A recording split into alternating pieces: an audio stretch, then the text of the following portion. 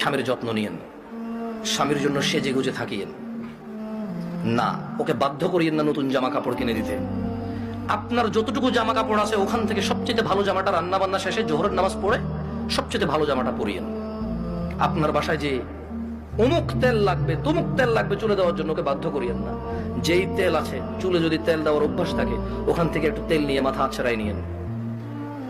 আর আপনার উপস্থিত যে জামা কাপড় আছে ওখান থেকে ভালো জামাটা পরিয়েন।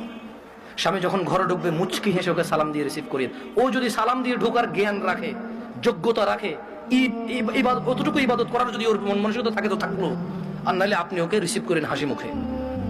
ও গোসলে যাওয়ার আগে গামছা লুঙ্গিটা টয়লেটে দিয়ে আসিয়ে, গোসল থেকে বের হওয়ার সময় গামছা অথবা তোয়াল্লা প্রয়োজন হলে দিয়েন। এরপর জিজ্ঞেস করিয়েন ভাত কি খাবে এখন নাকি একটু পরে। যদি বলে যে পরে খাবে, কিছুক্ষণ পর আবার জিজ্ঞেস করেন ভাত খাবে কিনা। ও যদি পছন্দ করে যে ওর বাবা মা বোন এদের সাথে ভালো আচরণ করা, যদি ও পছন্দ করে আপনার পক্ষ থেকে, আপনি ওর বাবা মা বোন এদের সাথে ভালো আচরণ করিয়েন। ওরা যতই কটু কথা বলুক, আপনি ওর বাবা মা বোনের বিরুদ্ধে ওর কাছে বিচার দিয়েন না। যদি ও পছন্দ না করে বিচার, একটু সহ্য করিয়েন। যখনই আপনাকে বিছানাটাকে যাবেন, কখনো রাগ করে বাপের বাড়ি চলে যাবেন এটা বলবেন না। ও যদি আপনাকে বলে এবার তো অনেকদিন হয়েছে যাও না, 2-1 দিন ঘুরে আসো, সমস্যা নেই, তোমার বাবা মাও তো তোমাকে দেখেন অনেকদিন।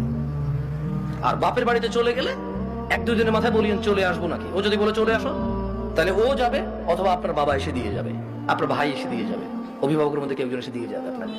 এটা আপনি খেয়াল রাখবেন। যদিও আপনার প্রতি রাগ করে, আপনি উল্টা রাগ করিয়েন না। আপনি একটু ইতস্ত হইন, একটু নার্ভাস ফিল করিয়েন। আধা ঘন্টার মধ্যে যদি ও সরি না বলে, আপনি সরি বলে আবার ওর সাথে মিলিত হয়ে যান। আপনার স্বামী যদি বোকা মানুষ হয় তাহলেও ও আপনাকে আস্তে আস্তে পছন্দ করবে ইনশাআল্লাহ। আর যেই স্বামী ভালো, সেই স্বামী সবসময় চিন্তা করে আমার বউটা যদি একটু কটু কথাও বলে, ও যদি একটু কর্কশ হয়, ও কোনো পুরুষের সাথে কথা বলে না, চরিত্র নষ্ট করে না, এমন মহিলা রেখে দেওয়া যায়, ওকে পোষা উচিত, যত্ন করা উচিত।